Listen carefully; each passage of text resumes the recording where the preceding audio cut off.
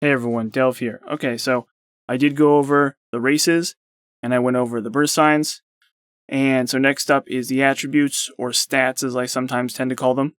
And if you like this video, please consider liking, commenting, or subscribing, as it does really help.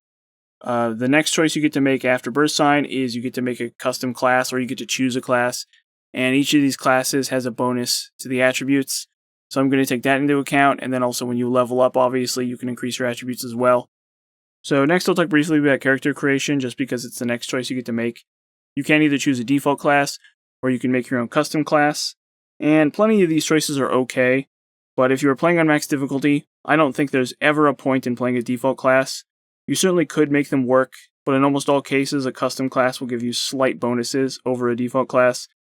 So for class specialization, that's the first choice you make when you make a custom class. You have either combat, magic, or stealth. This increases how fast you gain experience for the relevant skills. I won't tier these, because there are only 3 of them, but on the main, magic is probably the strongest in general, if you don't know which one to pick. With that being said, combat and stealth skills are much tougher to level than magic skills, usually. So depending on what skills you want to use, there is in fact a decent argument for any of these. It's not as if one is always strictly optimal, more on leveling the skills themselves when I talk about skills. Now you will also have the opportunity to put 5 points into 2 attributes for free as part of character creation. There are 8 of these: strength, intelligence, willpower, agility, speed, endurance, personality, and luck. The exact impact of these varies, but generally these just aren't that important. Nevertheless, they do have some kind of impact, so you'll notice there is no S tier here, which is because I don't think attributes really deserve an S tier. First up is strength. Strength increases melee damage slightly, increases your maximum fatigue, and also increases your carry weight. Of these 3 things, carry weight is by far the best, and will help you do things like carry around heavy armor, staves, weapons, potions, loot to be sold, anything and everything. Your encumbrance, or how much stuff you can carry, is 5 times your strength. So a character with high strength can hold a lot more stuff than a character with low strength. And this in and of itself is pretty convenient, but by the same token, some characters just won't really need that much carry weight either. And of course there are also some spells that can help with this as well. Those are feather spells at alteration, so having a bunch of carry weight isn't really necessary either. It's a solid B tier stat. There are probably some characters that it's worth leveling up, and if you have no other good options, it's not a bad choice either. Next is intelligence, and your maximum magicka is 2 times your intelligence. That's all it does, and for that reason it's actually a really good stat. More intelligence means more spells and bigger spells. Now your magicka regen is tied to your maximum magicka pool, so increasing your intelligence won't make your total magicka bar regenerate faster, but having more magicka still gives you more magicka back as it regenerates. So every tick or whatever, you'll get slightly more back the bigger your pool is, right? Does that make sense? A little confusing maybe, but it's a great stat. That being said, it can't do anything and everything, and it does bear saying that there are actually more efficient ways to gain magicka in some cases than to increase your intelligence. So there's like enchantments and spells you can use to fortify your own magicka, but it is arguably the best stat in the game, so I can't give it anything less than A tier. It just enables so much random stuff because of how powerful spellcasting is, even as a low-level character. Having more of it is nice, and the more of it, the better. Next is willpower. Willpower increases your fatigue, and also increases your magicka regeneration rate. This is nice, but for most characters it actually isn't essential. Most of the time, in my experience, you're planning around having enough magicka to cast 1 spell that you need, or a couple of spells that you need, regardless of your magicka regeneration rate. So I'm never relying on my magicka regenerating mid-combat. That just kind of doesn't really happen, I don't think. Although I'm sure situations do come up where magicka regeneration rate has an impact. So for any spellcaster character, it's an easy stat to focus on. But for most characters, I don't think it's a stat that is worth prioritizing, especially compared to intelligence, where you could cast a bigger spell, right, if you had enough intelligence. It is a solid B tier stat, arguably worse or better than strength, but at the end of the day, it's just a decent stat. One interesting thing to note about it is that fortifying your willpower into the 500 to 1000 range will increase your magicka regeneration rate to the point where it just instantly fills up your magicka bar, basically, which is pretty cool, but more effort than it's worth for most characters in my opinion, and more interesting than useful. Okay, next is agility. Agility affects your maximum fatigue, as well as damage from bows and arrows.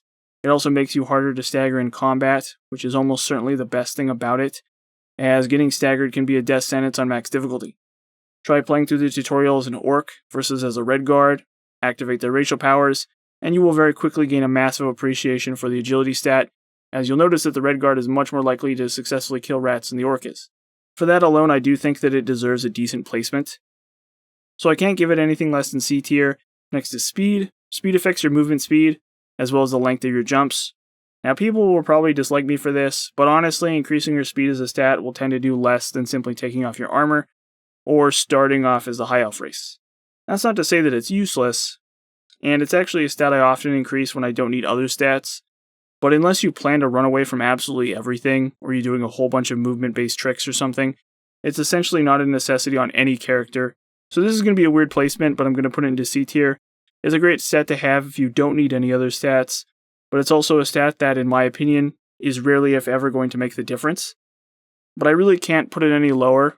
I can't put it into D tier, just because I do feel like there's something intangible about it, and it's probably more useful than I think it is, just slightly. But at least it's convenient, and so kind of take this placement with a pinch of salt. You never need it, but it is nice. Okay, next is endurance. Endurance increases your fatigue, your health, and then also gives you an additional bonus to health every time you level up. This does not apply retroactively in the original game, so the more of it you have earlier, the better. Now in the remaster, that doesn't happen. Every time you increase your endurance, you'll just get a big chunk of health, regardless of your level, basically. I'm just going to put it into A tier. Even at low levels, a few extra points of health could make the difference between life and death, and it's especially strong if you are leveling up.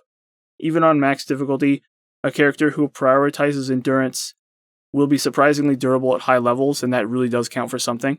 So it's one of those stats that I think is just kind of compulsory if you are playing on max difficulty. And even on low levels, I think it's pretty good as well. Next up is personality. This, I think, is probably the single most derided stat in Oblivion.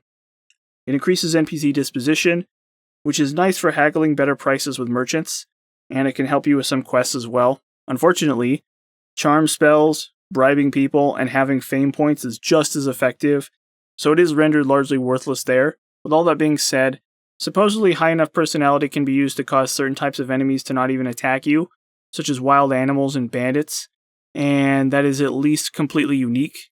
At worst, it might help you with a quest.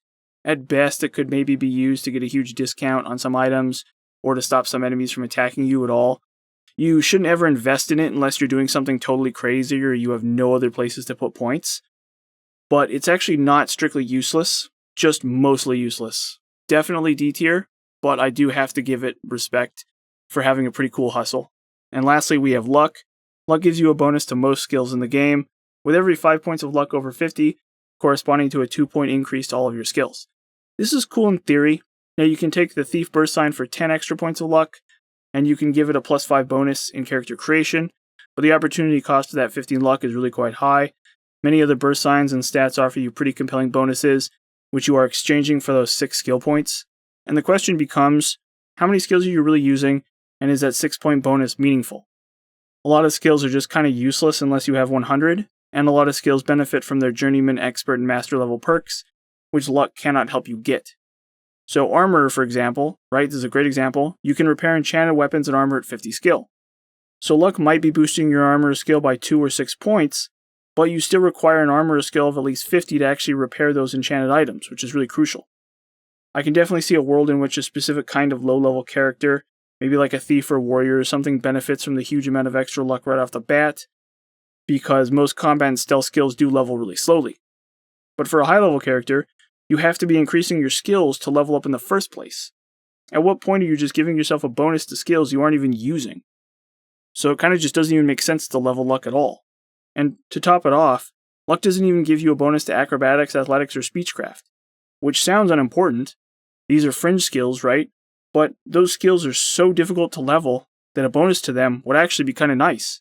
And so when you take that into account as well, luck oftentimes doesn't even really boost skills in a way that matters. Luck also isn't tied to any skills, so every time you level up, you can only increase your luck by 1 point. So you'd have to be like level 35 at least to have 100 luck, and even if you got that far, what kind of bonus would you be getting from it? Like, your skills would have to be so high to hit level 35 anyway. What bonus are you even getting from luck in the first place? And I think it's basically never worth investing in the luck stat. It's not strictly useless, but also outclassed in some way by basically all other stats, even personality in my opinion. One thing it does do though, that I haven't mentioned, is the best use for it is to make Mehrunes Razor more likely to proc its one-hit kill effect. And that's kind of a poor excuse in my opinion. You'd have to base an entire character around the Mehrunes Razor. It's kind of weird. I honestly think at least personality is maybe more useful in some fringe insane sense. But even if it's better than personality, it's still bad. So, very controversial, but I think it's a D tier attribute. I think it's the worst attribute in the game. I think it's an attribute that seems very good on paper, but the bonuses that it's giving you is largely irrelevant. And you do have to take into account that there's a tremendous opportunity cost for increasing luck at all. You could increase any stat you wanted. You could increase agility, and maybe that would do something for you, at least increase your fatigue, versus luck, which is giving you bonuses to skills that don't do anything. So yeah, kind of a weird tier list. You have the top tier stats, which are almost always worth investing in, depending on your exact character. And then you have stats which are generally good for most characters in the B and C tier, or really good for certain types of characters.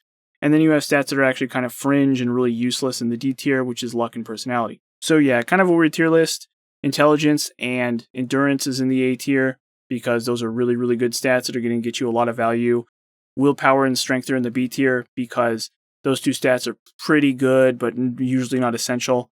Agility and speed in the C tier, where these are kind of like nice stats that you can increase and get a bonus out of them, but they probably aren't going to make that much of a difference depending on how you're doing things.